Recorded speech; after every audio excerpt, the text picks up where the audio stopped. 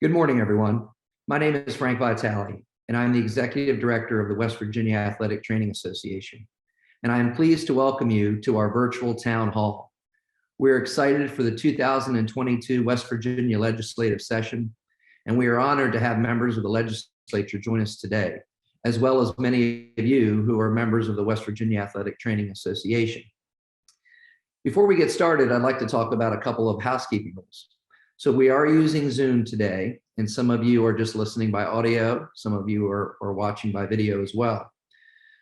We have a feature called Q&A. So as we move through the agenda, I would encourage you to type in your questions. And then at the conclusion of each presenter's talk, I will ask those questions on your behalf. And then also, we would encourage you to, if you can't watch or be a part of the entire 2 hours, we would certainly encourage you to watch the video that we are recording. So we'll make that available to you on the website and promote it through our social media as well. So again, welcome to our virtual town hall to talk about some of the things that are important to the Athletic Training Association, to athletic trainers, to the greater sports medicine community. And we hope that you'll find good information throughout the town hall. We've got an action-packed agenda for you. We're going to be hearing from various folks, not only from the association, but also from the WVSSAC, as well as members of the legislature. To get us started, it is my pleasure to introduce the president of the West Virginia Athletic Training Association, Dr. Zach Garrett. Zach, welcome. Thanks, Frank. Good morning, everybody, and we really appreciate you joining us today. We are very excited for this upcoming legislative session, and we appreciate everybody's support in being here. First, I'd like to thank Frank and his team at Forge for organizing our legislative town hall meeting today. We really appreciate all the work you've done, and I'm excited to hear from our speakers that we're going to have. First thing I do kind of want to start off with is I want to bring everybody kind of an update of kind of where we've been and where we're going. This past week, I had the privilege to speak with NATA President Kathy Derringer in a series where she's meeting with all the state presidents individually. I had 30 minutes of her time, and I can tell you that I let her know West Virginia's thoughts and feelings about NATA in its current state. I can tell you that the NATA is still in a conservative financial crunch mode, so opportunities for grant funding and such that we've had in the past is still being suspended. However, with support from states and memberships, they're hoping to restore those things potentially as early as mid part of this year. If not, it will be not until next year. A lot of it's going to depend on annual meeting attendance for them, as well as membership renewal. So if you're not renewed your NATA membership, I strongly encourage you to do so. A few things they had to say about the association. They have actually been fascinated with what we've been able to accomplish over the past few years. Some of the outside of the box thinking that we've done as an association. More importantly, one of the things that no one had done last year was try to fund athletic trainers using CARES Act money. And I can tell you that the thought of that has generated a lot of discussion amongst other states, and even drove maybe some legislative changes. Other states are trying to push utilizing some of that funding. So that was encouraging to hear that they're excited to see what West Virginia has going on. Shifting gears, looking at some things that you're going to be seeing in the upcoming future. I think last year at our meeting we mentioned that there's a CTE program for high schools that's going to revolve around sports medicine. Tom Belmaggio and several of the executive committee members have been working with the West Virginia Board of Education and getting that off the ground. We're in the process of finalizing some of the curriculum, and the hope is that that's going to be launched in fall of 2022. Now, you may ask, why is that important? what can be extremely important about that is it's hopefully going to create jobs for athletic trainers in the state of West Virginia. When this program launches, the state will launch it, and it'll allow for counties to adopt it. Our hope is that counties that currently don't have athletic trainers will adopt this program, thus creating opportunities that we've not seen. In addition to that, it'd be great advocacy for the profession, as well as hopefully getting students interested in athletic training early on in high schools and helping feed students to our 5 great athletic training programs we have here in the state. So please stay tuned to that. One of the things I will encourage you as far as the CTE program goes is it's getting launched. Reach out to your counties and ask them, if they've looked into this curriculum.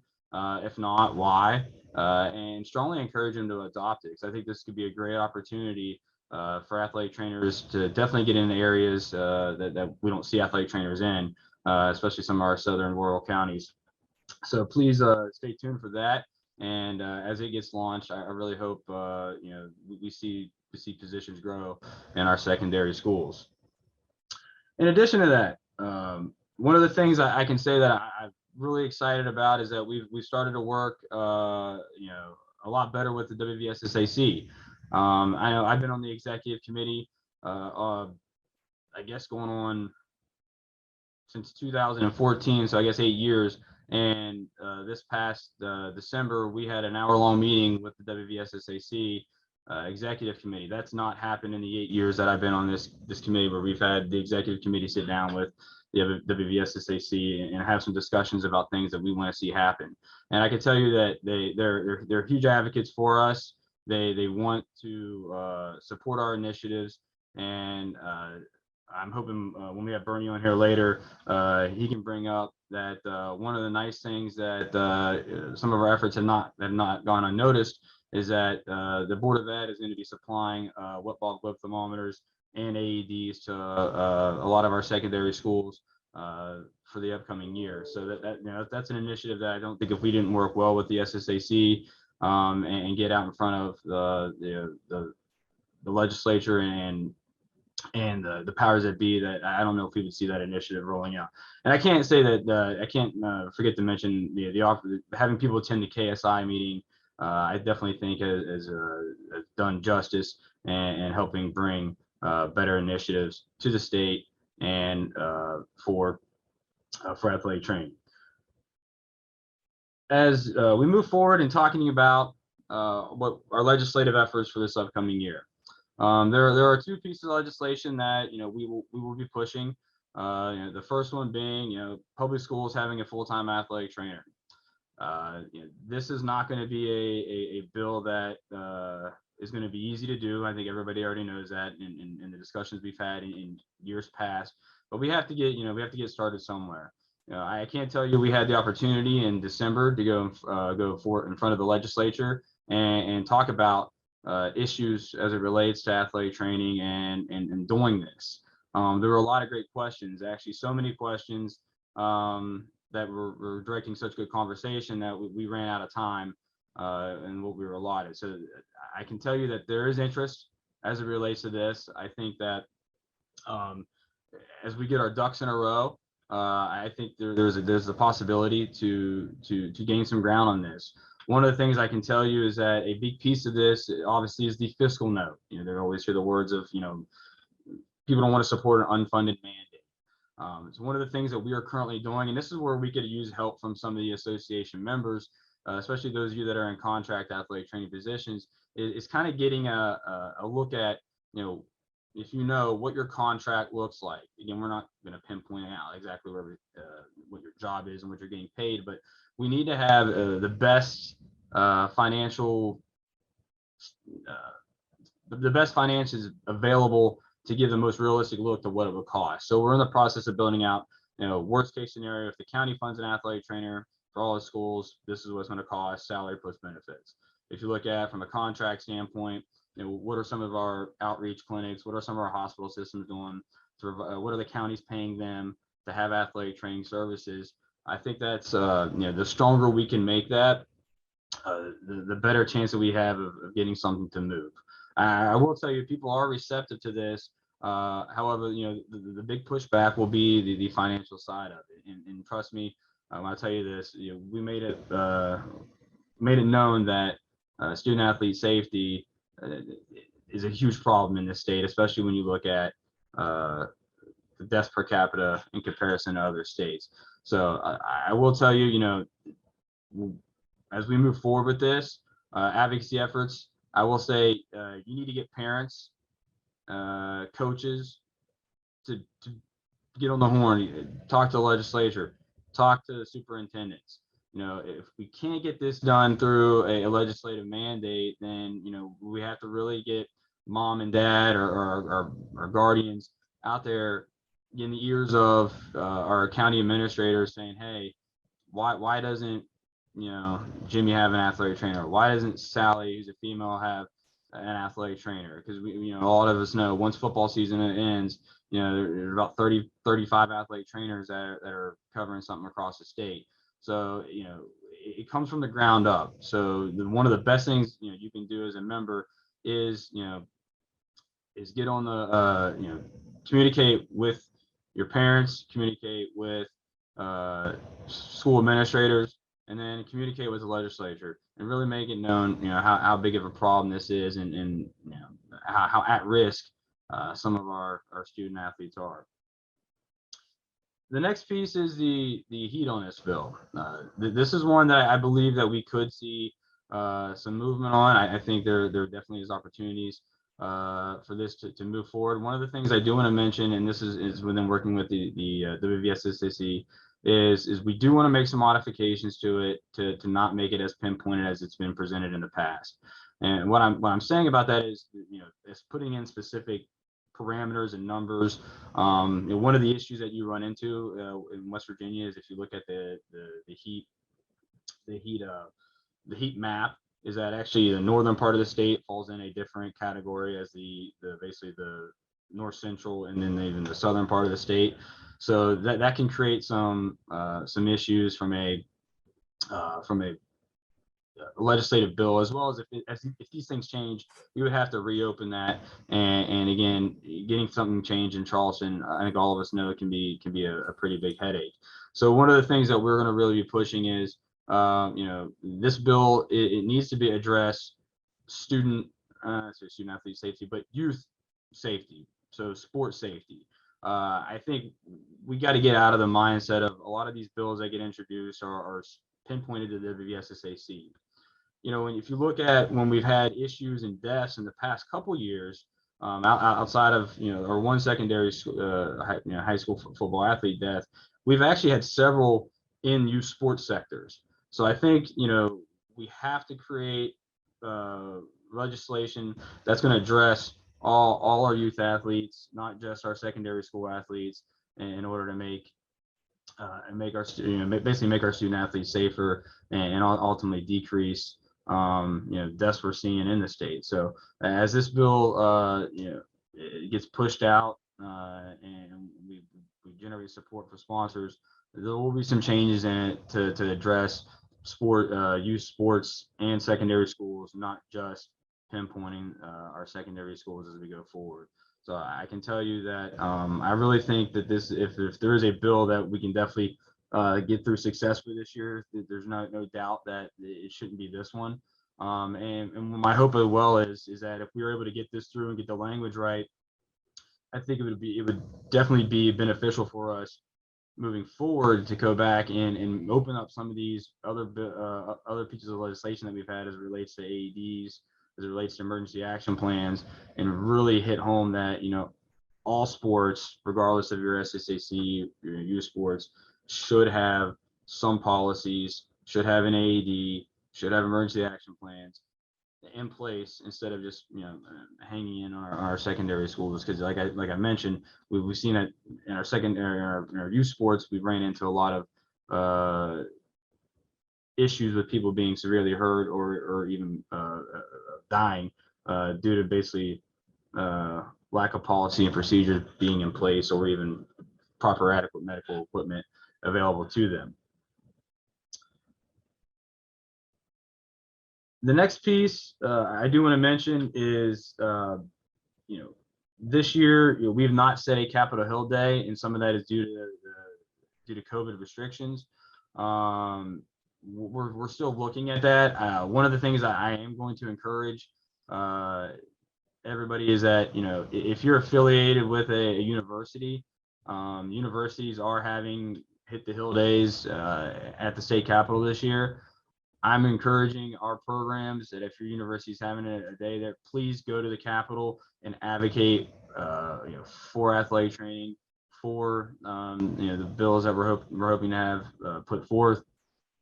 I can tell you that in my experience of going to Charleston, going on University Day has been one of the most successful days that I've had with meeting with people and not having meetings canceled. I think everybody knows that's gone to Charleston for Capitol Hill days in the past, knows that it can be somewhat of a crapshoot if you're able to get a meeting. If you have one set, it gets canceled, or you run around with a chicken with your head cut off. One of the nice things about the university days is normally you can schedule meetings.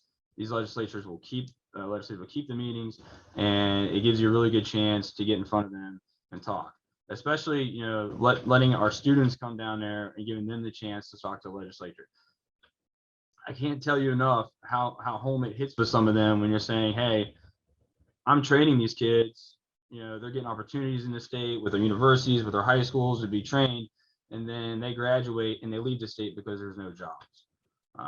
Trust me, a lot of people don't like hearing that. So, getting down there 5 times and making you hear it from multiple people, multiple students, multiple educators, multiple athletic trainers, because again, university is one of our biggest employers for athletic trainers in the state. I think it's extremely important that we do so.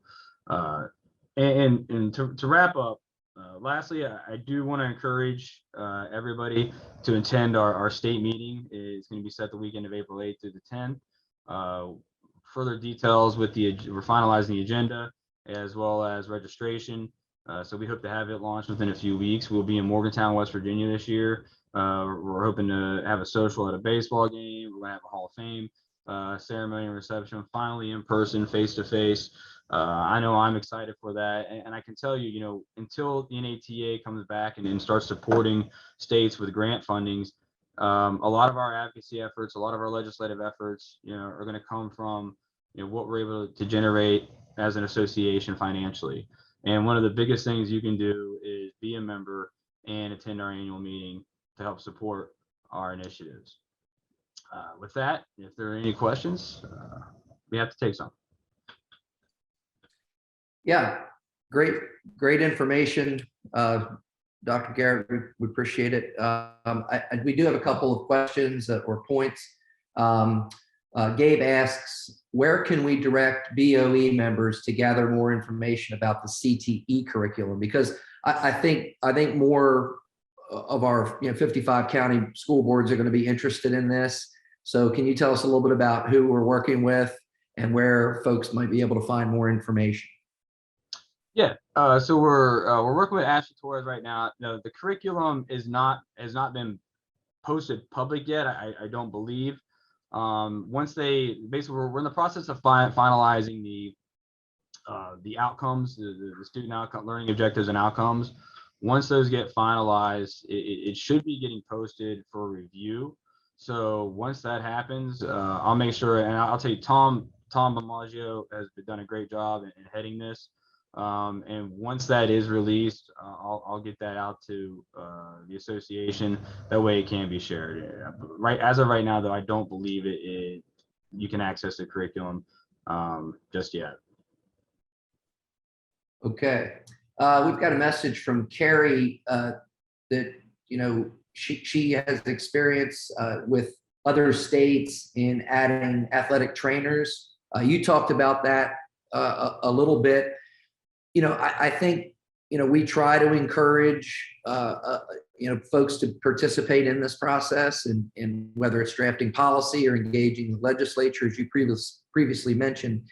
If folks have experience and want to engage the leadership of the WVATA, what's the best way to get involved and share their experiences and ideas, especially with regards to adding ATs to schools and so forth? Yeah, no, Carrie, yeah, the best way is send me an email, Garrett46 at marshall.edu. I will tell you that the Gmail account, I have issues with it sometimes that we set up. So I don't always get everything in a timely fashion. So if you have sent something there, I apologize if I have not responded. So yeah, if we have several committee positions open. We've had some turnover in the state. If you want to get involved, all you have to do is reach out to myself, Tom, Susie, or Dr. Coons, our secretary. Yeah, the more the merrier. And that's I can tell you enough that that's what we want to see is we want to get every athletic trainer. If everyone want to be involved, that'd be fantastic. We need to have athletic trainers from all across the state in this boat with us, helping us row it forward if we're going to get make any progress. So those up north, eastern panhandle, even in our southern parts of West Virginia, I really encourage you, if you want to be involved, just please reach out and we'll do everything we can to get you included. Great. Well, Carrie, we will definitely reach out to you and include you, and especially as we prepare for the upcoming annual meeting, Jenny or Zach or myself will be in touch to engage you. Okay, well, great. Zach, any other thoughts before we move on in the agenda? Any other thoughts with the best way to stay connected with the association? Say that one more time. Any other thoughts on the best way to stay connected with the association? Yeah, no, I mean, follow us on our social media. We have a Facebook, Instagram, a Twitter account. And again, just a simple email, a phone call. If I'll answer, leave a message. I love talking about athletic training. I'm a product of the state. So if you want to be involved or know what we're up to, those are your best ways of kind of keeping tabs. What I will say too is that you'll be getting a newsletter from us within the coming week. It's not the end of this week, the beginning of next, and it's going to address some of those committee positions that are open, initiatives that were and so forth. So please stay tuned for what we have for this upcoming spring. And thanks, everybody. Great. Also, Tom mentions Tom Belmaggio that CTE was up for public comment, and the deadline with the state BOE was January the 10th. So I think we'll start seeing more information on that program. And Brittany also mentions the importance of getting the right trainers and teachers in those programs so that it's being taught by athletic trainers. And so certainly as we continue to work with Ashley Torres at the State Department of Education, we'll advocate as best we can for that. So yeah, and to follow up on that, Brittany, one of the things that we have stressed and is that the educators for the CTE programs must be an athletic trainer, a certified athletic trainer. So we're really hopeful that pushing that piece of it will definitely hopefully create some jobs and opportunities for ATs across the state. Great. Well, thank you, Zach. We appreciate your update as we appreciate all your service to the Athletic Training Association as president. And so we may come back to you. So please hang on. We may have some more questions as we move forward. All right. Well, we're moving along, and it is Zach mentioned earlier the WVSSAC, and they are a major partner of the West Virginia Athletic Training Association. Being a middle school wrestling coach myself, and I can tell you that the WVSSAC is so integral to all secondary sports. But the best thing is that they're good to work with. They're very amicable and work with in every sport, but they're partners on the court, on the field, on the mat. but also in the legislature. I mean, at the state school board, they're advocating constantly for policy in an effort to provide a great opportunity for our youth to participate and compete in sports. So a gentleman that I've known for many years, who is an outstanding person, but does also a great job as the director of the WVSSAC. It is my pleasure to introduce the gentleman, Mr. Bernie Dolan. Bernie, welcome. Welcome. Thank you. Appreciate the invite for this. It's always good to be talking about student safety. For people who don't know me, I come from a 3-sport background in high school, 2 years of college and track. When I graduated, I went back to Wheeling Park, my alma mater, and coached football and track for 18 years. 12 of those years, I was the head coach for boys and girls track. I left from there and went 13 years of administration prior to getting involved here at the SSAC. The SSAC is made up of 286 members, and it is public and private schools, high school and middle. And all those schools have a variety of sports that they offer. Most of our sports medicine initiatives start with our sports medicine committee, and it's made up of doctors, physical therapists, chiropractors, athletic trainers. There's a whole group of people that I could list. You have Dr. Amjad's a new member. We have Dr. Elkins, Dr. Viglietti, Mark Henrik, Steve Thaxton, Jenny Johnson, Dan Martin, Bob Haas, Derek Rains, and AJ Monceau. And now Justin Ross is our high school athletic trainer member. Just want to mention that Dr. Elkins is our chair, and I believe Greg's on here. Greg has now been selected as the National Federation of High Schools Sports Medicine Chair for the next 4 years. So I certainly think it gives Greg more leverage throughout the state to push some issues, as well as keeps West Virginia on the front line. Oftentimes we're talking about things on the national level that don't actually apply to West Virginia because of our rural state. And I think he certainly can bring that message to the national people, because there's lots of people who are in the same position as us. As we have talked last year, we've notified all of our high schools and middle schools that there'll be a new heat illness policy for this coming school year. It'll be approved by our sports medicine committee and then approved by the board of directors. But it's all been we're moving forward with it. So whether or not there is legislation, it is with the guidelines that we've talked about, and there'll be some changes as Dr. Garrett talked about to the final document. But certainly I think that it should be, for us, it should be taken up on the state association level. We know how hard it is to get things into the legislation, and then how hard it is to change. And medicine changes all the time.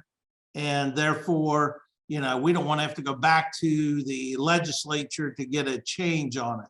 So it's our position that we continue to move forward with this heat illness policy through our association, and the state legislature can deal with the youth sports and non-member schools. But I think with our with our leadership from the sports medicine committee, I think you've seen over the last, at least during my time, there's been a lot more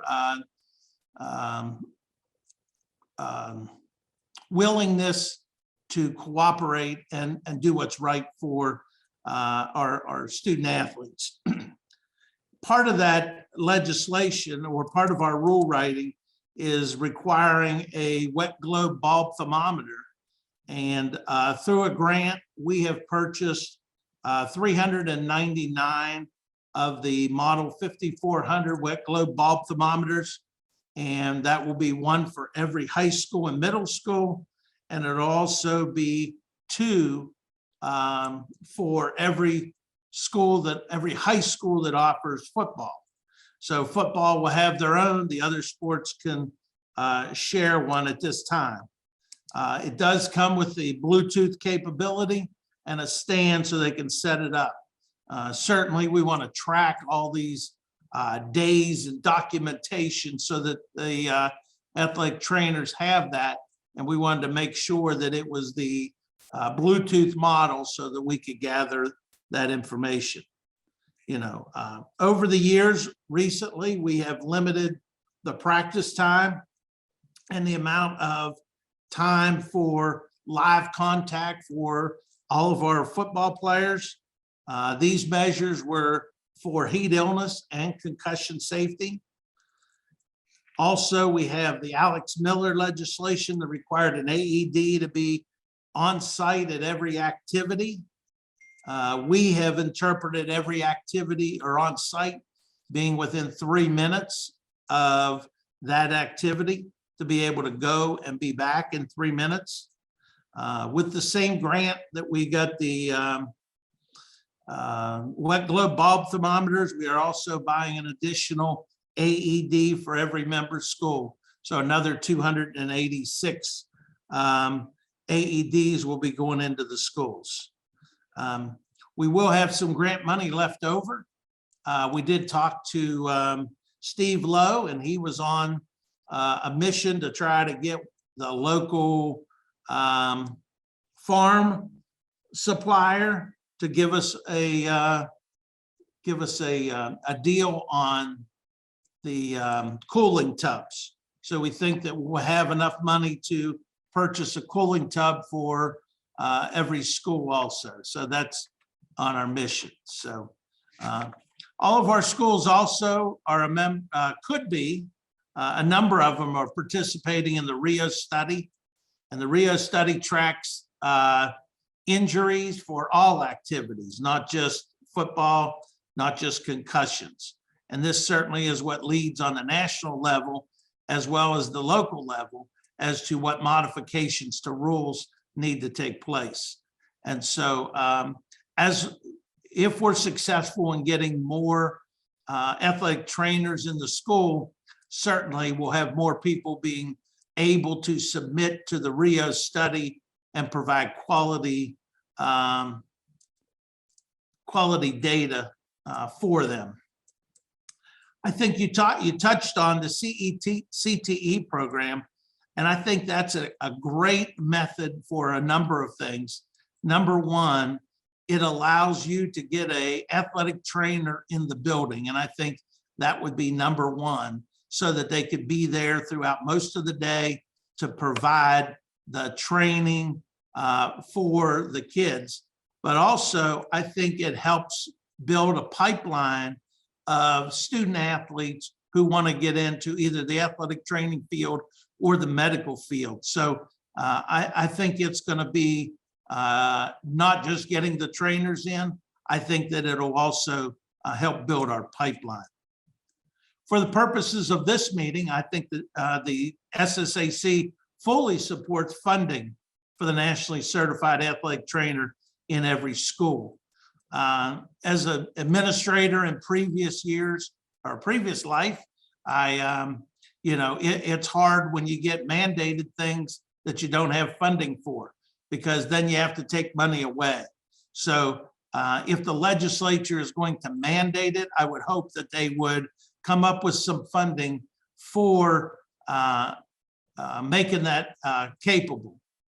Not only would it give each school a highly qualified medical personnel at each game and practice, but it also would provide professional and consistent rehab for the student athletes, so that the treatment that a football player gets would be the exact same treatment by the same personnel that a volleyball player would get. So I think that's going to be a long-term benefit to having an athletic trainer in the building is that all of the kids in the school are going to get a quality rehab position. So we're excited about that. We certainly are in step with the Athletic Trainers Association that we need to get fully funded positions in every school.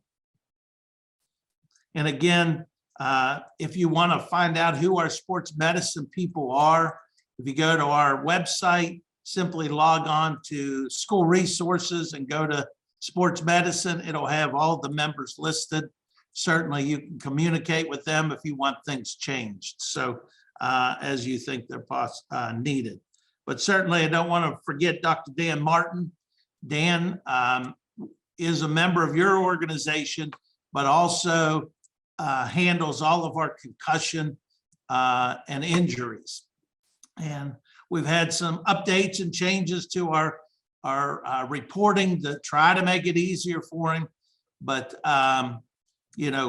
he's the keeper of all that information. He also knows how many athletic trainers are, how many we have that are fully certified, and how many are just authorized certified. And I know there's a push to get rid of the authorized certified, but unless we have a method of replacing them, it would shut down football for a good bit of the southern part of West Virginia, and even some places that you wouldn't think. Bridgeport, Harrison County, they don't have fully certified athletic trainers there. So they're using other members. So I think there's a lot of places that are using them, but I certainly would think that if there's funding available, I think all the counties would line up and do it. With that, I'll take any questions anybody might have. Well, thanks, Bernie. That was very, very helpful. I think, a couple of things that came up there in your talk was policy. Obviously you're engaged and we appreciate the partnership, and we'll work together through the policies that you mentioned. And we appreciate the partnership for sure. I have a couple of questions here. I'd like to ask you about engagement. How does members of the sports medicine community, athletic trainers, but also, parents and coaches, if they want to be more engaged with the WVSSAC, what is the best way to do that? Well, we are a principals organization, so the number one method would be to contact their principal to have them contact us, or our sports medicine committee, as I said, is listed right on our website, that they could notify those people anytime, I believe.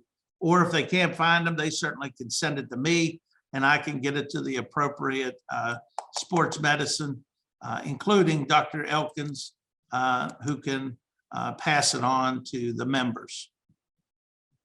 Great. And we're going to be seeing or hearing and seeing, hopefully, from Dr. Elkins here momentarily. What about, I had a question here. What is the implementation / distribution timeline for the WBGT devices to high schools? Okay, we have ordered them. We ordered them in December. And so part of that order, we gave them a list of every high school, every address. So they told us they would be out before spring. And then we would hope somebody from the Athletic Trainers Association would give a brief demonstration on a video that we can provide to the schools. So I would expect, hopefully before April, everybody would have those wet globe bulbs. Great. And then we also, you mentioned that the list of the Sports Medicine Committee is on the website. Is that right? Yes, sir. Okay. And then we'll also, we're recording this town hall, and so we'll be posting it on the website of the WVATA, and we'll make sure that the list of those members is also on there, and we'll publish the list as well on our social media platforms Okay. for those that are interested. What I'll do is I'll send you the copy, the screenshot of all those people. so that you can include them on there. Okay, great, great. Well, we appreciate your time, and I'll certainly, if you have any parting words, but we'll give you that. But thank you so much for joining us. No, I think we're all on the same mission here. We just got to find funding to get athletic trainers in every school, because it's good for a lot of reasons. Again, not only treatment, but also rehab. So look forward to it. Plus, I think with the emergency action plans, your athletic trainers certainly would be the resource to institute that and make sure that it's a viable plan. Great. Well, Mr. Bernie Dolan, Executive Director of the WVSSAC, we certainly do appreciate your time. We appreciate what you and your staff do for athletics and for coaches, and most importantly, our student athletes throughout the state. So thank you so much, and we look forward to working with you throughout the legislative session and then beyond, for sure. All right. Thanks, Frank. All right. Yeah, you bet. You bet. Well, it is now my pleasure to bring on and introduce Dr. Greg Elkins. Dr. Elkins is, as Bernie previously mentioned, not only serves on the WVSSAC Sports Medicine Committee, but he also is engaged at the national level. And so as a West Virginian, we're very proud of him and his service. And he's given many decades to medicine and to sports in West Virginia and beyond. But hopefully we'll hear some things about what's going on across the country, as well as West Virginia. So it is my pleasure to introduce Dr. Greg Elkins. Thanks, Frank, particularly the many decades comment. I really appreciate that. And I look down and I do see a few people in the attendees that I've got to pay homage to, particularly John Spiker and Jack Brodigam, who have many decades more than I do involved in this fight, but I owe them a lot, and want to start my comments by saying that one of the things that stuck with me over the years was something that Spike said to me the week before I graduated from WVU back in the spring of 1984, and that is, no matter what you go on to do, the first thing you ever were was an athletic trainer. And that is true. That was true then. That's true today. And I'm going to go ahead and give you the take-home message that I have right off the bat, and then maybe we'll come back to it. And that is, we can talk about all sorts of things going on around the country, about emergency action plans, about wet bulb globe devices, about AEDs. The cornerstone of healthcare for our student athletes remains athletic trainers, period. And I want to be sure that you guys understand that. I think it was very refreshing to hear Mr. Dolan's comments and how far forward we've moved over the last few years here in West Virginia to obviously me being part of the athletic training curriculum at WVU back in the early 1980s was because of that mandate that we had to have an athletic trainer for every school that had football.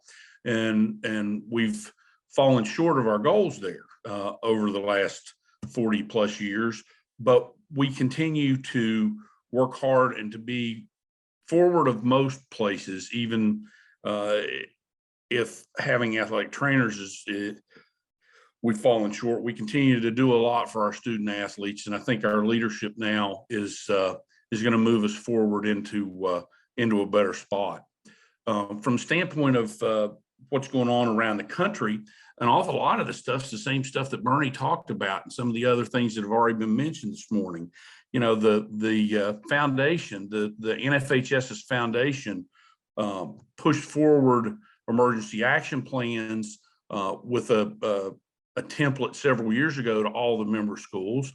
The foundation also supplied AEDs to a huge number of schools around the country a couple of years ago. And then this year, at the same time that we've gotten grant dollars to do it here in the state, the foundation again is supplying wet bulb globe devices, which are the same devices that Mr. Dolan talked about us getting from the SSAC standpoint to distribute to all the schools. Those things are coming out from the NFHS Foundation as well. In addition, there's a second push for emergency action plans from the foundation through the NFHS SMAC. That's, I think, a big move forward. In addition, from the standpoint of the NFHS and the Sports Medicine Advisory Committee, we've been actively involved with a task force looking at cardiopulmonary concerns post-COVID, and keep your eyes and ears open. There's going to be some updates to that following CDC's recent updates. So some of those things are going to be updated in the next very little bit. We continue to work, as Mr. Dolan talked about, with high school Rio. One of the issues that we had with Rio over the last year and a half is we've actually had a decrease in reporting because of the increase in burden on our athletic trainers around the country. Some of those folks decided that, because Rio pays them a little bit of money to report, but it's not a huge amount. So it's essentially a volunteer program. Given all the additional stressors that we've had, where we've got boots on the ground dealing with COVID, we had a decrease in our reporting. So we would like to see, from the standpoint of high school Rio, some folks that are certified athletic trainers, which is a requirement, get in touch with Rio and volunteer to start reporting. That would help with our data. I've always, since the first time I was on the NFHS SMAC, I've always believed that we need to make our decisions as data driven as we can, and having better data gives us the opportunity to make better decisions. And with decreased participation, with cancellations, with sports being moved around the country from spring to fall, from fall to spring, all over the place, we've just had less data to make decisions with. Frankly, we've seen with Rio, it looks like a decrease in the number of concussions.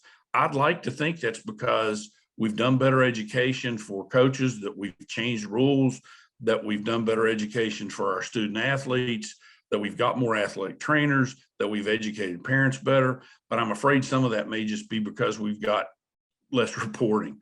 So I'm not going to do a dance in the middle of the street up until, we get better numbers. One of the other pushes from the Federation, and part of the strategic plan that Dr. Niehoff put forward to the board of directors, included mental health for student athletes. And we're actively writing some articles for High School Today. Hopefully, Jenny Johnson and I are going to have an article primarily done by her in High School Today in regard to emergency action planning for mental health issues. And that's a kind of big deal. It's something that we actually had already dealt with, and she's done a couple of presentations on, but it's nice to know that we're fitting into what the national goals are, that we're staying ahead of the game. In addition to that, I'm going to throw this out. There will be opportunities over the next 4 years for High School Today articles. It's not like you're writing in the NATA journal or whatever, but I can guide who writes some of these articles, and even if it's for some of your students, it might be an opportunity for them to get something published. So keep your eyes and ears open for that. And if there's a particular area that you think nobody's talked about that would be of interest to our high school administrators and coaches, please let me know about that. I think that would be helpful to all. Again, speaking after Bernie, he hit the high notes, to be quite frank. I don't have a lot of additional comments. I'm, again, thrilled to hear everything that he had to say, and think that we're poised with you all in the West Virginia Athletic Training Association to move forward and to continue to provide good care for our student athletes, but to improve that health care that we're providing for those folks. With that, I'd be willing to take questions. Well, thank you, Dr. Elkins. We appreciate it. Great information.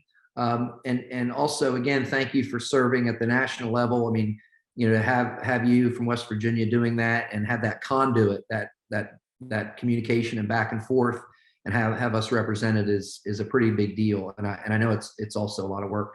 Regarding questions, reporting, you know, it's been brought up that, you know, reporting is sometimes an issue with coaches. Has there been consideration on incentives or mandating to a higher level reporting with coaches? I'm not sure that there has been. I think, well, I'm sure that Christie's looked at these issues with coaches and attendance and that being an issue. We've talked a little bit about that, but I don't have a great answer. You know, again, Rio turns out to be pretty much voluntary, so it's kind of hard to mandate that people that are doing something in a voluntary fashion do it. So, you know, if we come up with some, and quite frankly, Rio's not cheap for the Federation to do. We do spend a great deal of money on Rio. I'm not sure where the additional funds would come from, unless it's just, quite honestly, we have less athletic trainers and we can kind of turn the funds that we've got toward the athletic trainers that we have, but that doesn't necessarily solve the coaching issue. Sure. Well, you know, I think, you know, for me, actually, as a coach, you know, one of the things that I think is so important is education. And I know that the WVSSAC requires annual training on concussions and heat illness and cardiac arrest and so forth. And so I'm grateful for that training. But I also think about the bigger, you know, sports medicine community and even really the medical community, because a lot of our student athletes go to a family doctor and they don't go to necessarily someone who specializes in sports medicine. What is the connection, you know, from your perspective, you know, what is going on with educating the greater medical community on sports-related injuries and illness? Well, a couple of comments, and I'm going to start off by answering a question that you didn't ask, and that's that most of that education that you're talking about getting that the SSAC mandates comes from NFHS Learn, and that is our national one of our national footprints. And one of the things that I'm hoping to do over the next 3.5 years, because half year is already gone of my term, is to try to unify the message across all of our platforms from the Federation. And that is to say that all of our position statements, all of our NFHS Learn courses, we're coming back out, starting to work on updating the sports medicine handbook, that the information across all those platforms is the same and there's not any confusion. You know, Mr. Dolan can tell you that when we've dealt with wrestling and skin, occasionally there are old papers out there, old position statements that are not up to date, that once you put something on the web, it stays forever, even if you change even if you put a new paper out. So somebody's always dragging forward an old policy or an old position statement. So we're trying to clean all of that up. In addition to that, what we try to do here in the state, and there are a whole lot of people on this webinar that have been involved in this. You know, Tom's really worked hard on it, and several of the other folks have been involved in presenting at the Jose Ricard meeting that we have in Huntington every year, which is one of the better attended meetings in the state. We try to do a day of sports medicine, and we've brought in people. People that have been on the committee at the national level with me to speak, and other folks that they've known. We've had great national sports medicine speakers at that meeting for as long as the meeting's gone on. And that's a testament to what Jose meant to the Huntington community, to the state, and to the national sports medicine community as well. we're going to try to keep pushing forward new, updated ideas at that meeting. Try to reach all of our primary care folks, and you know, at the heart of it, while I started as an athletic trainer and continue to be an athletic trainer, I'm an old country doc too. So, you know, there are a lot of folks that end up seeing us old country docs, and hopefully we can continue to push the education toward us old country docs, so that we're not just doing old country things, but we're practicing the, you know, with best practices as of 2022. Yeah, I think maybe Bernie was going to say something. Yeah, at two of their meetings, I also usually come down for a free lunch, you know, and meet with any of the doctors who are interested in the sports medicine. And it's always a good take with them to be able to figure out what they're seeing and for them to hear what we're seeing from our position. So I do appreciate the one in Huntington and also one in Charleston that we attend.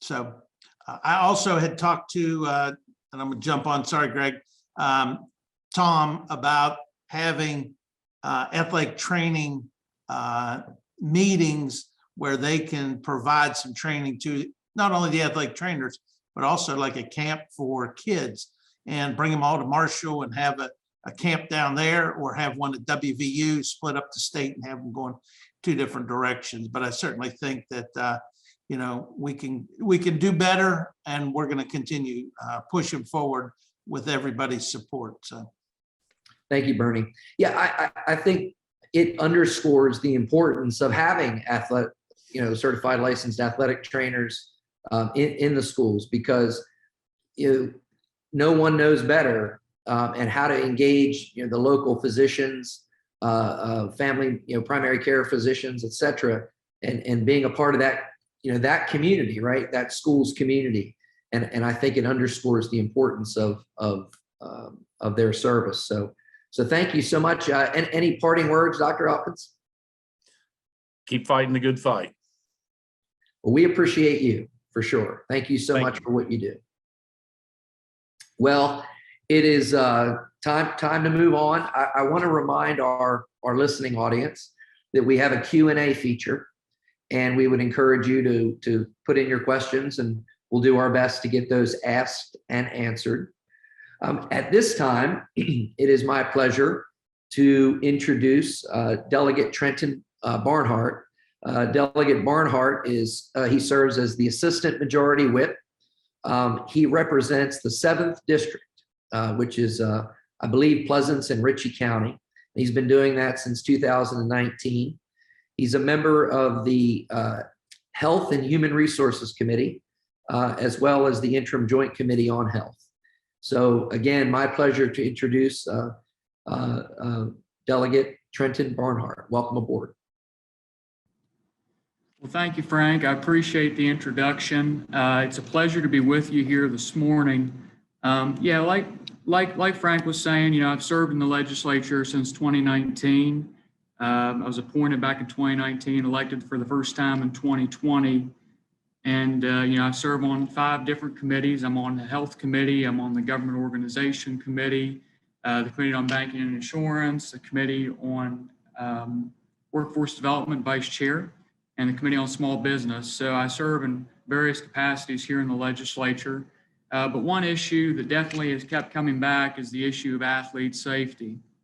A little bit more about my background. I've been a student athlete at both the high school and the college level. I played at St. Mary's High School, basketball, cross country, and track.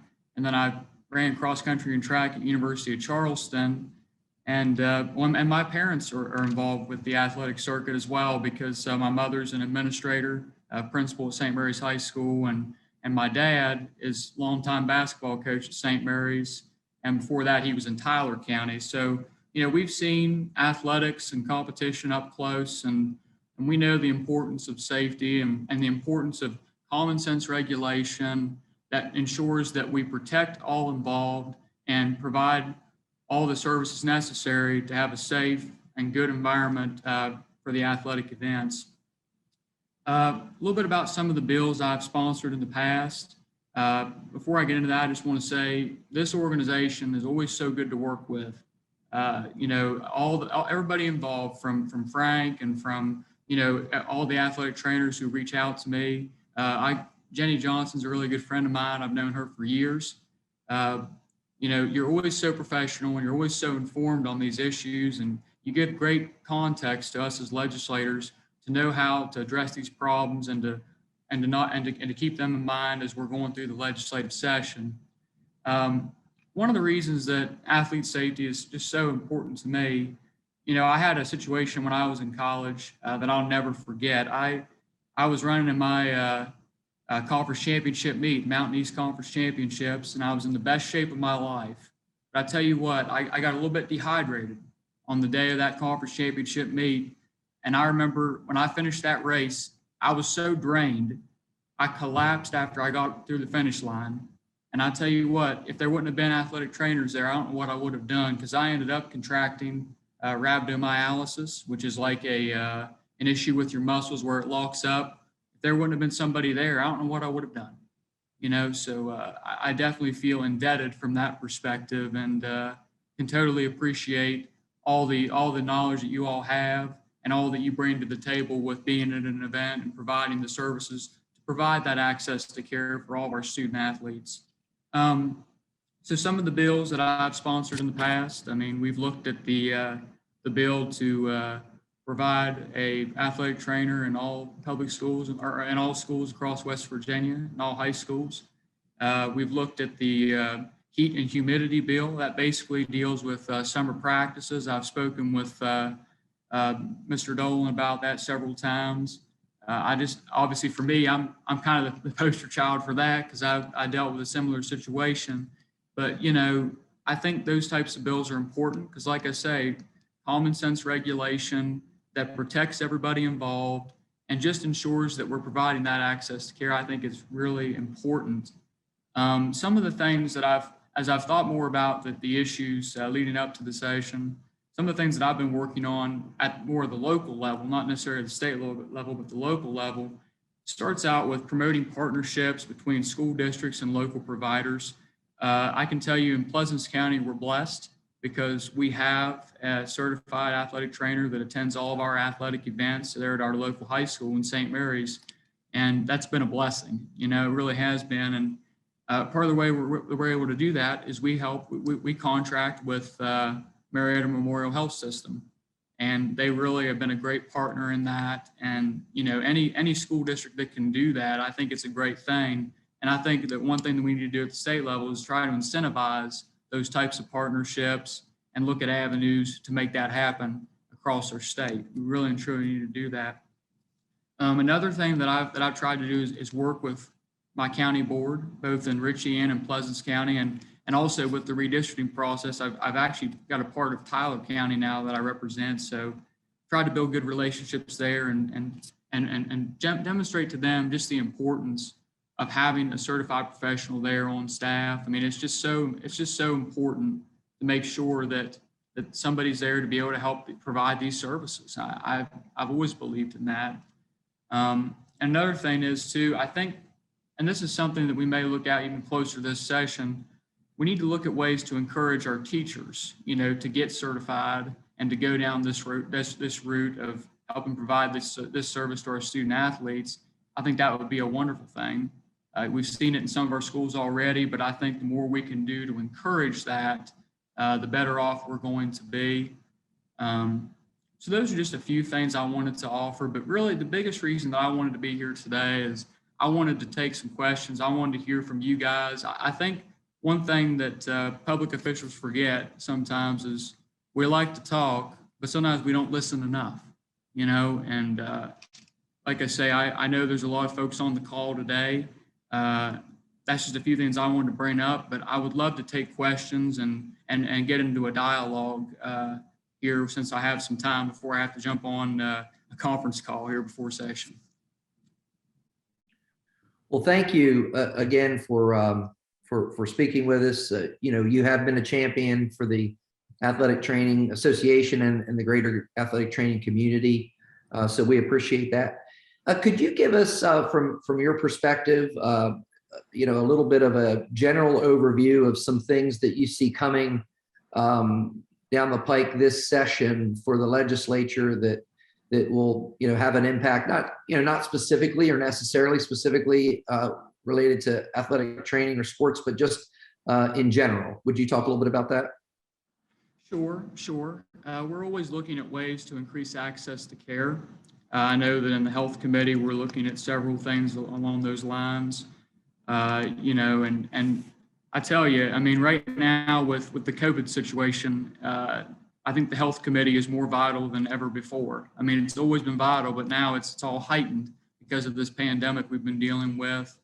We're looking at some legislation to help with that. We're looking at legislation just to increase more access to care in general. There's always things going on with that. And again, the biggest thing is, I think it's so important in those areas that we work with the providers, that we work with the people in the medical community, like you all, like our physicians, like our nurses, and we always invite that dialogue.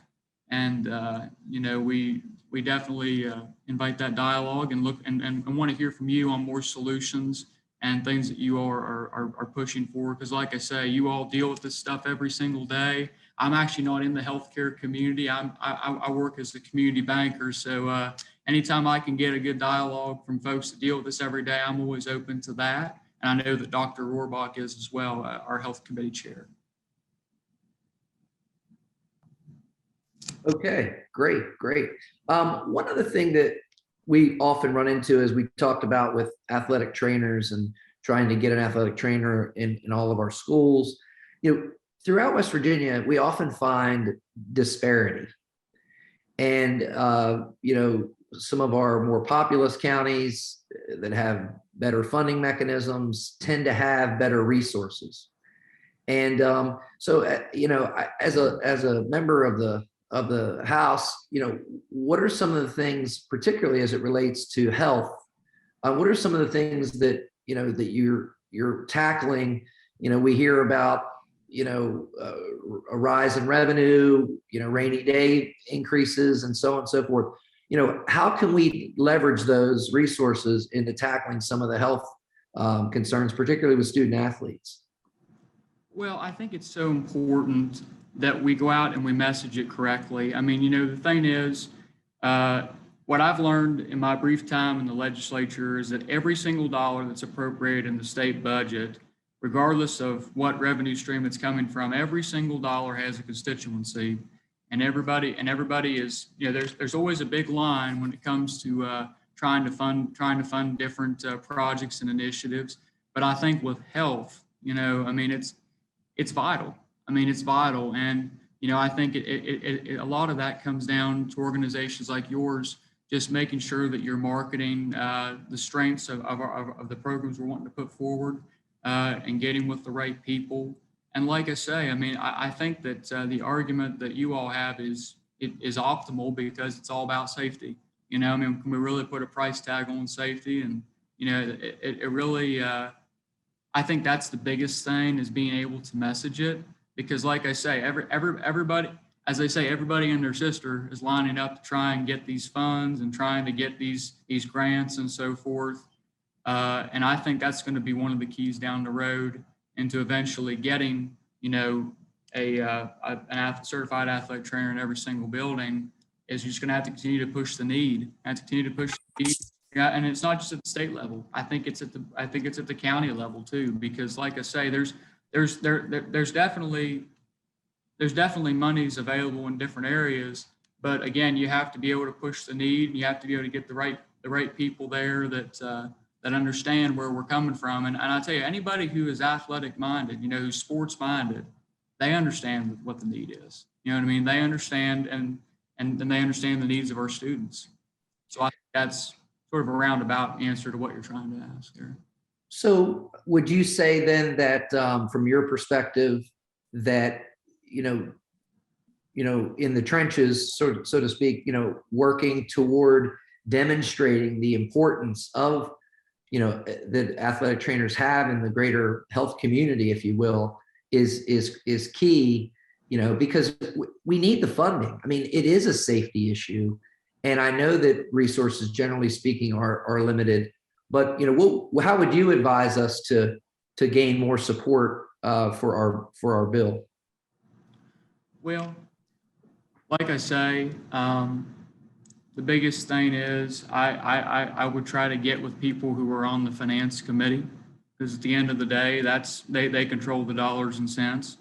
And another way to do it, like I say, is to go through the local boards and the different for the different districts, because if they're putting pressure and saying, hey, we want this in our county, we want to do this, you know what I mean? I think that helps too, because I know for me, at the end of the day, I try to go with what my constituents want to do, and I serve them before I serve anybody else. And I know that, some of the concerns that come from the counties, I don't think anybody doesn't want to do it. I think what ends up happening is it does become an issue of, okay, well, we've got a lot of nursing positions, for example, in Ritchie County that are unfilled. We've got a lot of positions in the school system itself that are unfilled, and they're just trying to sort of weed through that in order to finally get to where we're at. And I tell you, I don't think it's an issue of anybody that doesn't want to do it. I think it does come down to the funding, but I think if you talk to the people at the local level and you sell them, that's the first step. I really and truly do, because I think if you sell them, they'll put the pressure on the legislature and it'll go on from there. No, I think that's great advice. And we're so grateful for all of our members and members of the association and members of the athletic training and sports medicine community that are participating in our audience today. And so what I'm hearing is that it's up to us. It's up to us at a local level, or each of you listening or watching today, to get engaged and demonstrate our value, the value of athletic trainers in our communities, in our sports communities in particular, and work with our local boards to demonstrate that value, and then have them work on our behalf at the legislative level is what I'm hearing. Yeah. Well, we're so grateful to you, Delegate Barnhart, again, for how active you are with the association.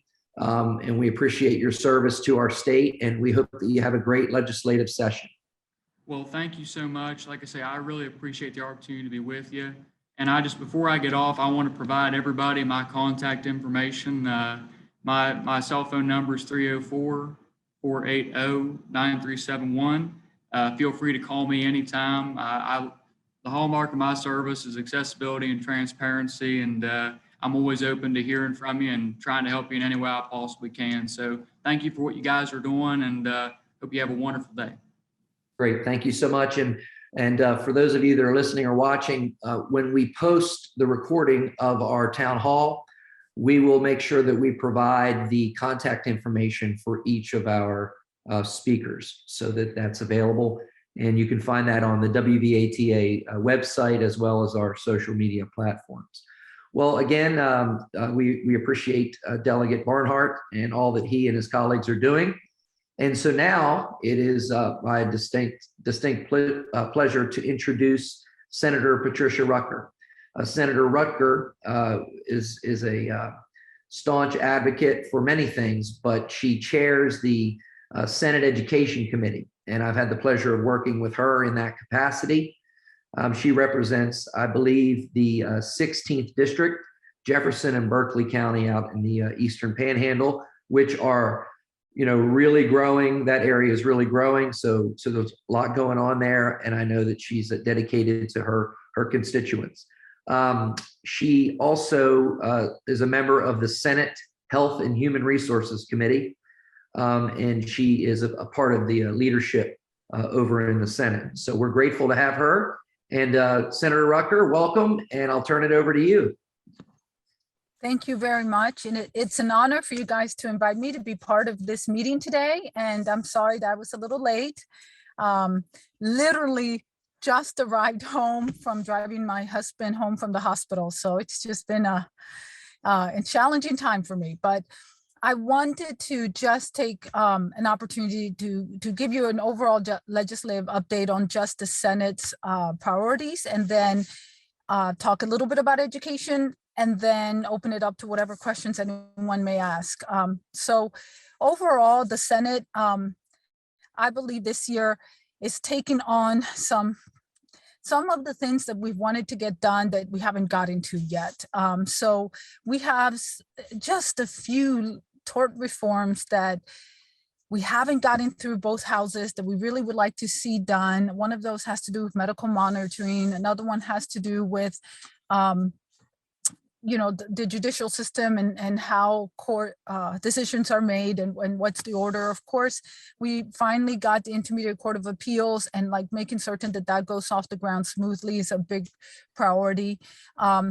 We're working continuously to work on tax reform and hoping that the amendment that got passed last year gets approved by the voters, and we're going to actually be able to provide some tax relief to all West Virginia citizens in the form of property and vehicle taxes.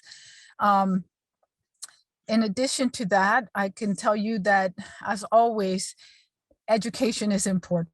And I think for everyone in the state, if you don't understand how education is going to help us overall, then you're not really paying attention. If we don't have more workforce, qualified workforce to fill in our jobs are not going to come here. If we don't have people who are good at what they do, we're not going to succeed as a state. If we don't give our citizens hope and something to do, I think all the issues we're facing, like with drugs and mental health, it's going to continue to grow. So we really need to focus on education.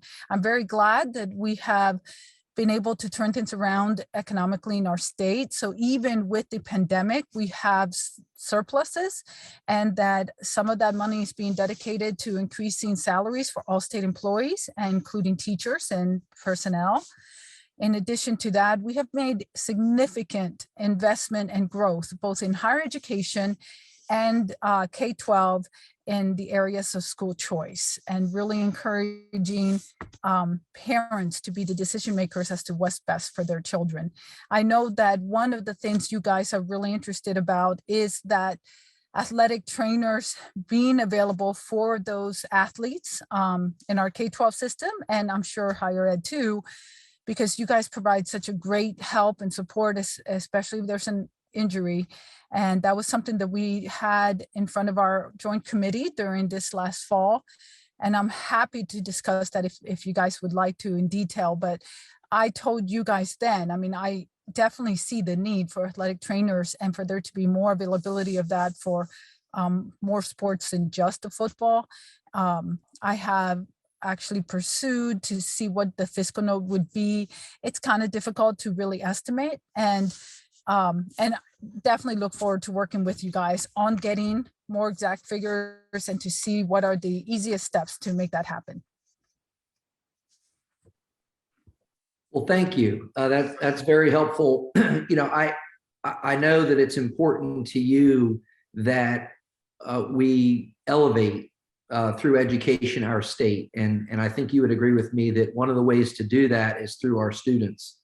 I'm a dad of twin girls, and when I think about access to athletic trainers for many of our counties, it's football is sort of a focus. And as a dad of two girls, I would like to see equity when it comes to access to healthcare resources, period, but especially in athletics. And I didn't know if you had any thoughts with regards to Title IX or equity when it comes to access to athletic training. So I actually had my counsel do some research on that, and I will tell you that again. So clearly, Title IX says it does need to be equitable. Whatever is made available for boys should be made available for girls. But having said that, there are court cases that have been on the side of whether if something is impossible to fund by a public school system, they're not going to be liable. So it's one of those things where if those court cases were to demand, for example, you cannot provide athletic trainers to the football because you don't have it available for girls lacrosse, there's a lot of school systems who just stop providing it for the football. And therefore these court cases, and it's in the lower courts, it hasn't gone up to Supreme Court, but in the couple of court cases in a couple of states, it's been determined that, you know, if it's impossible for the funding is too expensive and the public school system does not have it, then they certainly are not going to be forced to do it, and that they should strive towards equity in their policy, but they're not being forced to do it. And I will tell you, in this preliminary search to try to get a fiscal note on what it would cost the school system, it does look like it would be a very high cost. That makes it a lot more difficult to do. I know that you and I discussed very little bit about other ways that we could get it funded to partnerships or contracts, but the reality is, like, are we talking about all sports? Do we need to provide it to just the sports that are determined, you know, very dangerous or high contact? And if that's so, who gets to determine that? Sorry, somebody's calling me. Who gets to determine that? Who makes those decisions? So there's a lot of more discussions that we really should have. Yeah, no doubt. I think, you know, I bring that up because I think that's one of the big ones. You're exactly right. I mean, the fiscal note on this is very important. You know, we as an association are working hard to look at what other states are doing. We're working with the National Athletic Training Association as well to come up with some good modeling, because, you know, I think we owe that to you. You know, if we're going to ask for your support, we're going to ask for your help on these things. You know, we need to make sure that you have all the information, you know, that you can have. You know, I think I mentioned this a little bit earlier, but equity is an issue, not just between male, female, et cetera, but also economic equity. When you look at some counties, and you could probably guess which of those are, with a higher populace and more economic vitality, have athletic trainers. And then the counties that don't have the financial resources often don't. And so that becomes an issue that we have to address as well. Can you tell us a little bit, and we want to honor your time, but can you tell us a little bit about some things in general that you think that the Senate will address across the board, not just related to athletic training, but that might be of interest to our listening audience? Well, I mean, so I'm assuming that most of the listening audience are athletic trainers and those interested in that field. I will tell you, I mean, if we're able to reduce taxes, that's going to help anyone who lives in the state, no matter what they do. The tort reform and just what tort reform does by making it, there's two goals really in tort reform. One is making our court system for those cases that truly deserve to be there and not frivolous cases that clog up the system and delay justice for people who are really seeking it. And then second of all, it reduces the cost of suing and having businesses here malpractice and all those type of things. So it definitely benefits you know, everyone, including athletic trainers, when we're able to clean up the legal system for those things that it really is there for, and that is to help people who truly need justice. In addition to that, I mean, I will tell you that less regulations overall help make it easier to live and work here and encourage more folks to come. One of the things that we're doing this year is hoping to pass a funding model for higher education. And that has two huge benefits. One, we're hoping it's going to take politics out of funding of higher education so that we're talking about equity. We're funding institutions at a more equitable rate, and it's not based on politics or who's in the leadership and has more influence, and it's more fair across the board. And really have a funding system that rewards outcomes, so that we really encourage our higher education institutions to focus on graduating students as quickly as possible so that they have less debt, and focus on the programs that are really important to the state and help the state. So I heard just a little bit of what Delegate Barnhart was saying. You know, we don't have enough nurses. We don't have enough counselors. We don't have enough CPS workers. I don't know what the rate is for athletic trainers, but I would suspect we don't have enough of them either. There's a whole lot of things in the state that we could use more of, that we're not graduating enough. And we're hoping that this system that we're establishing now is really going to encourage us to grow in those fields that we desperately need in our state. Well, that's great. Thank you so much. And again, we appreciate your service. And I know you and I've met a couple of times. I know how dedicated you and your staff are to improving education in West Virginia, and the impact that that's going to have on our state and lifting us, I think is critical. So as a, you know, from the Athletic Training Association, we're grateful to all the work that you do. And we appreciate you being with us. Thank you so much. And best wishes to your husband. Thank you so much. And do share my contact information. You said you would do that, so please do. You know how to reach me, cell phone, email.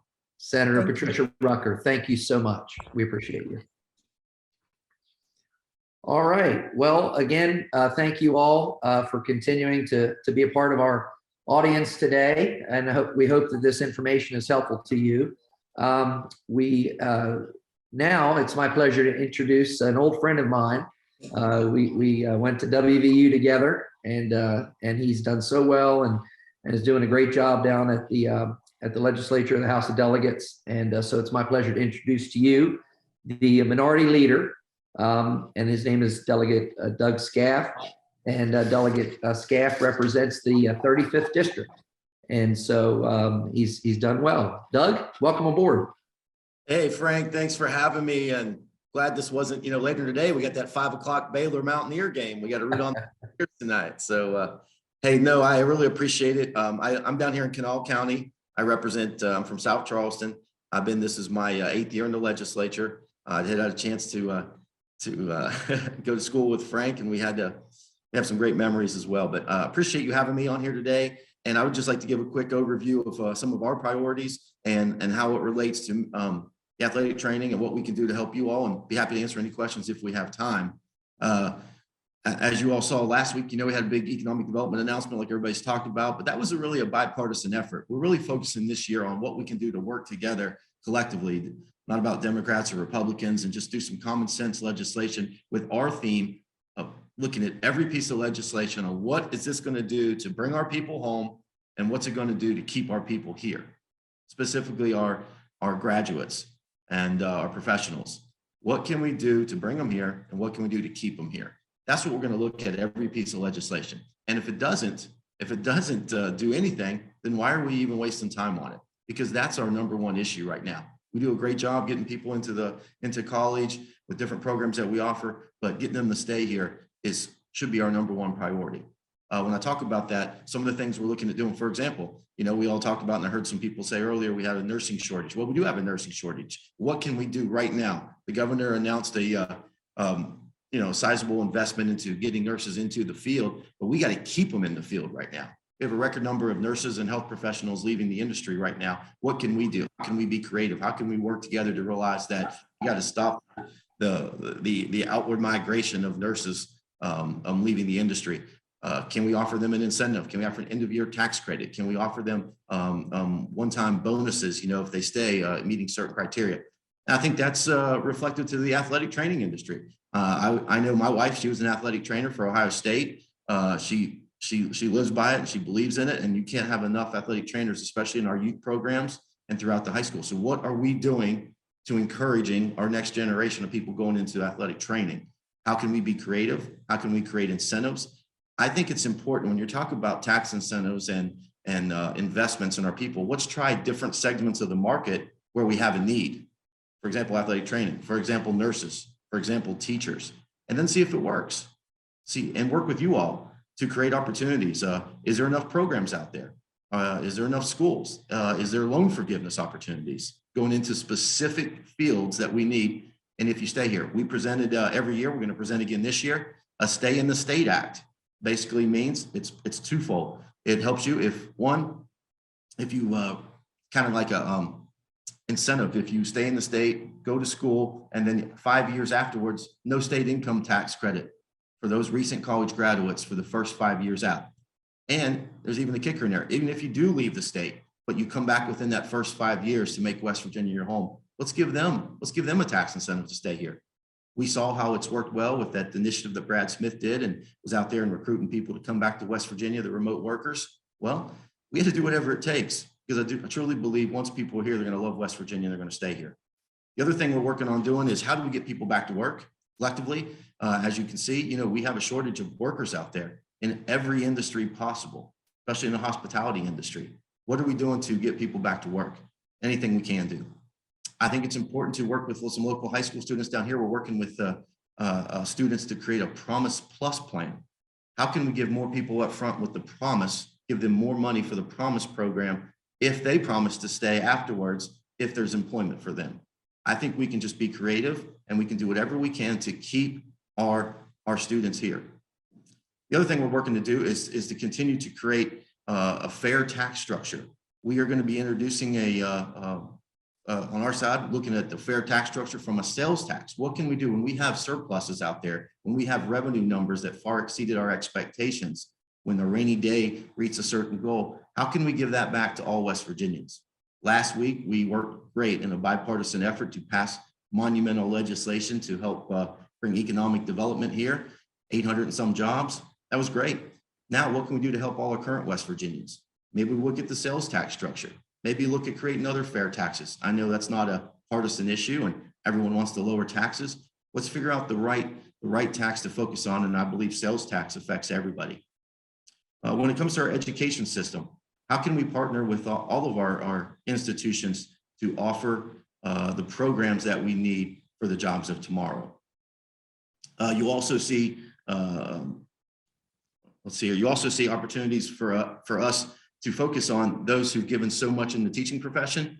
And I think I applaud Governor Justice for what he's doing to try to give our teachers a pay raise, but we still need to do more, especially with our retirees. And let's not forget about all those retired teachers out there who've made the same. I think we need to put trigger mechanisms in there that we're going to work to offer a cost of living adjustment. We also think it's important to partner with all the local communities out there. And Frank, as you know, from an economic development standpoint, this is a once in a lifetime with all this, with this ARP money coming into West Virginia. But what resources do we need for these smaller communities to thrive when it comes to utilizing that money? How can they pull their resources together to create infrastructure products that maybe not just for the little town or community they're in, but they can partner with the other ones? What resources do we have here at the state that we can magnify that? Maybe grant writing services and whatnot. So you're going to see a lot of stuff from our side of the aisle. Like I said, I have a great working relationship with Speaker Hanshaw. It's my 8th year up here. I've been on both sides. I've been in the majority, and so it's definitely different at this time. But I think you got to pick and choose what we all agree on, work together, and let's focus on those things first. Well, great. That's awesome. I love your enthusiasm and I know you have a track record of working across the aisle to get things done.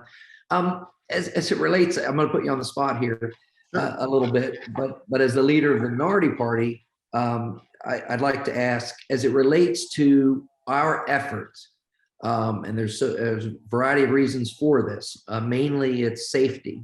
Primarily, it's safety and health of our student athletes, but we believe that we should have a licensed athletic trainer in every school. And we understand it's a challenge from a funding perspective, but if we're going to have sports, why not have them safely, staffed and have licensed athletic trainers. But from your perspective, what would you advise us to do to gain support for this initiative? Well, I think any piece of legislation that we talk to when it comes to K through 12 education, it should focus on having the right personnel in our schools. And one of those is athletic training professionals in the classroom. Another is some sort of mental health professional in the classrooms. I think it's more and more important nowadays. You see with all that's going on that we all sometimes forget and share counselors. That's unacceptable. I remember back in the days I had 3 counselors. Now, are they counselors or are they advisors? A lot of them were just advisors on how to get to college and what to do, but we really need some mental health professionals. So the 2 areas that I propose that we need to find resources and work together with the education department and in the state. Whenever I would like to designate specifically in times like right now, when we have budget surpluses, what can we do to designate X amount of money to put towards these other professionals like athletic trainers, mental health professionals. And I'd love to have nurses back in the day. I remember when each school had a nurse. It's just, money talks, but I think we have to make it a priority and quit talking about it. And we can't, we keep taking money out of the public education system. We got to keep putting more money in. It's not just about raises. It's about money into the system that's not affected by the amount of people in the classroom, but just what each school needs. Like you said, whether you have a single A, triple A, or quad A school, an athletic trainer is still the most valuable player on that team. Yep, couldn't agree more. I think you bring up an interesting point. I mean, we have probably an unprecedented time right now, economically speaking, in our state's history, and honestly throughout the country because of COVID related relief. And so I think that, and I'm hoping that you as a member of the legislature, and we're going to be hearing from Dr. Rohrbach here in a few minutes, but I'm hoping that we take advantage of this opportunity, but in a good way, in that we put in we put in some good policy and good practices to make sure that every dollar is invested in West Virginia and invested wisely. Do you have any specifics or any thoughts as to how that might happen?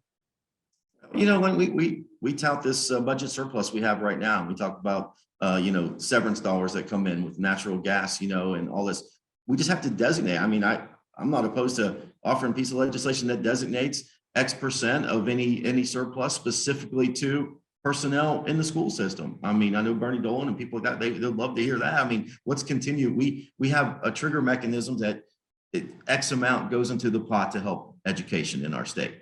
What about specific? Then we have, I'm not going to say it's going to be there. So in times where we have a surplus, let's say, hey, the first 100 million come off the top and goes to help put athletic trainers, mental health professionals, and nurses in the classroom. Then if we don't have it, then we take off a year. We just maintain what we have. But when times when it's good, we should have a pot, just kind of like our closing fund. We did a closing fund for the economic development. When times are good here, we put as much as we can away into that fund, and we hire responsibly and give out to corporations responsibly.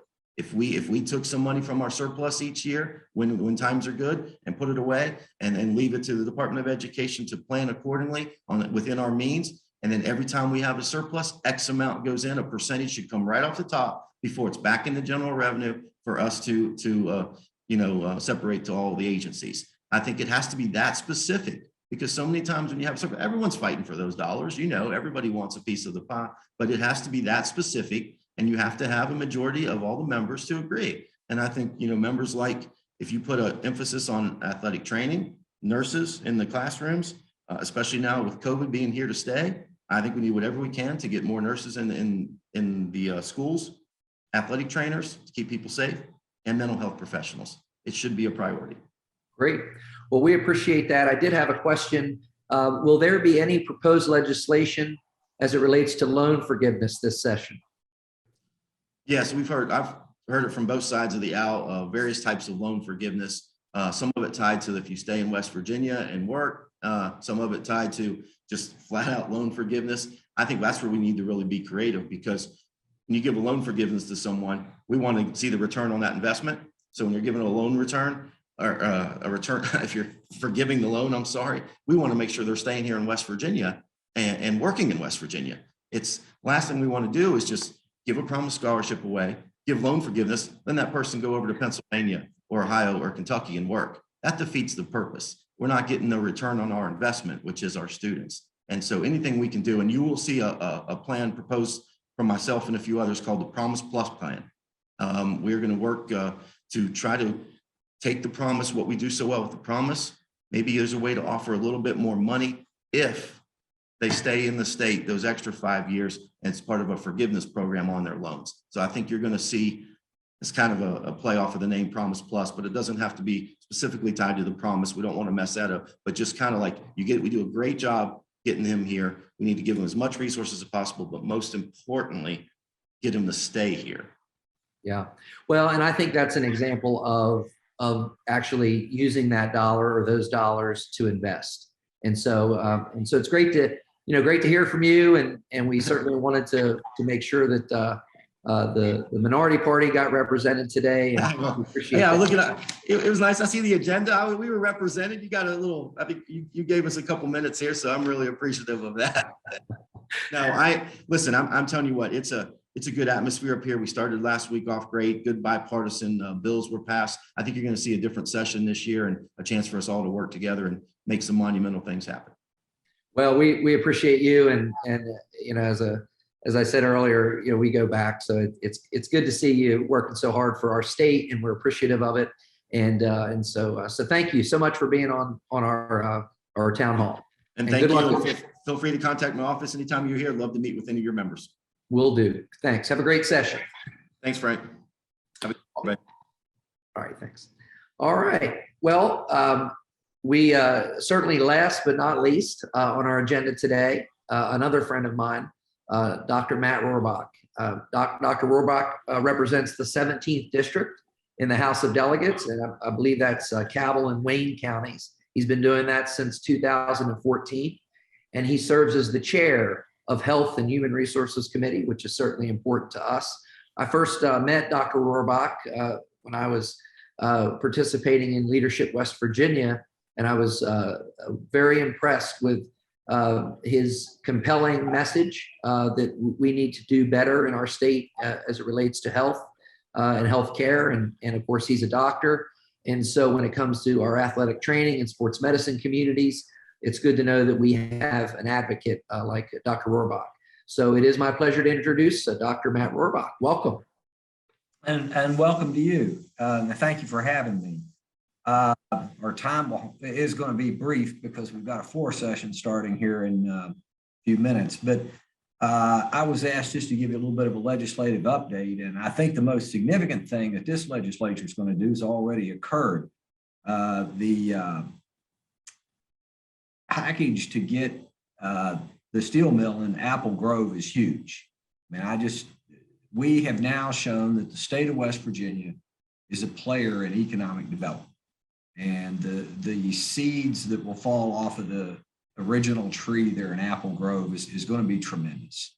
So, and a rising tide lifts all boats. So when we get the businesses, the workers, that's going to increase our tax revenue and really allow us as a state to do a lot more. So for that, we kicked off this legislature with a bang. As far as things that the health committee is going to look at, a lot of it's pretty mundane. We're going to look at kind of reorganizing the way we deliver health in our health departments. We've got some PBM bills, some prior authorization bills. We're going to take a serious workforce or look at the workforce in healthcare in general and see what we can do about some inducements to get people to come and stay in West Virginia. We're going to look at some training back in our secondary schools, particularly in career development, to show kids that we do have careers in a lot of things, the trades, healthcare, things that we need to do in order to get more people in there, because right now we have a tremendous workforce shortage in anything involved in healthcare. So that's going to be a big focus of this legislature and this committee.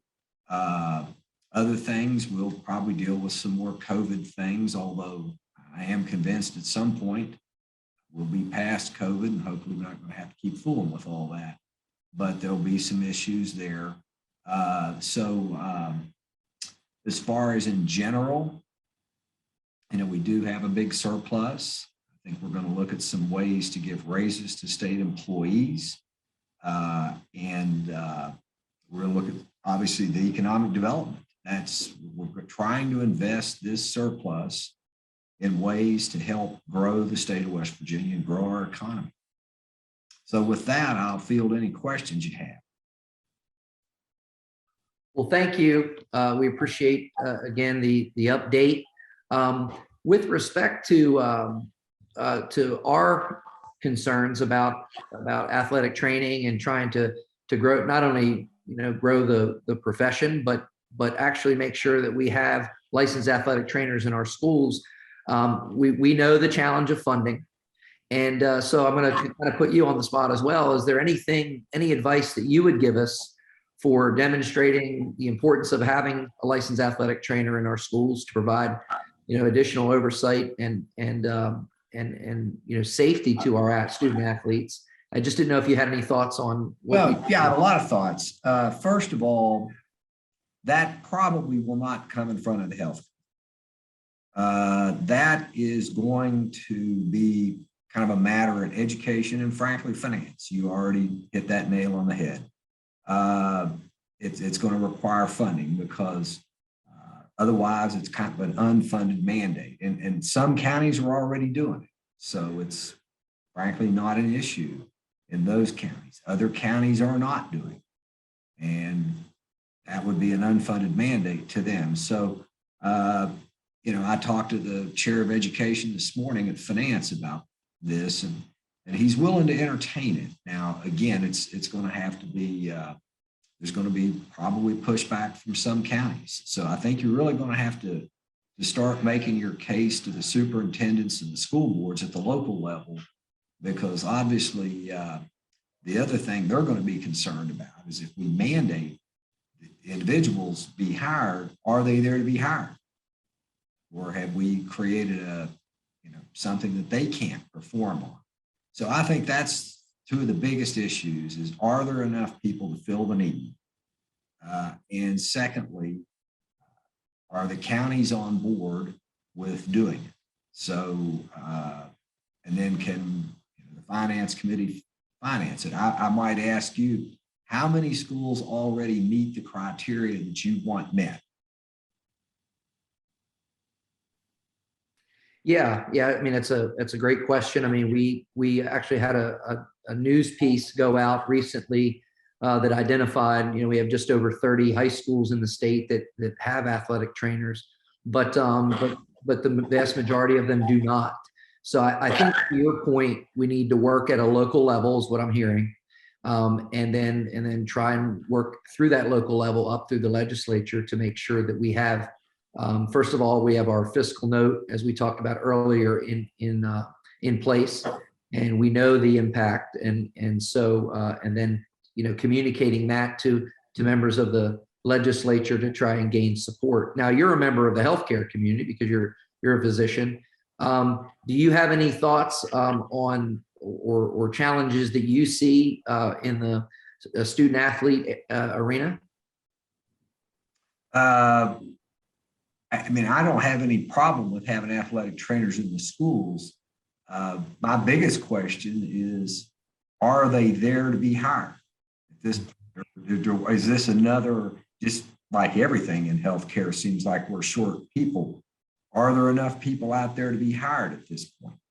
Yeah, I remember hearing you talk about the nursing shortage and the doctor shortage. You were part of that conversation a few months ago.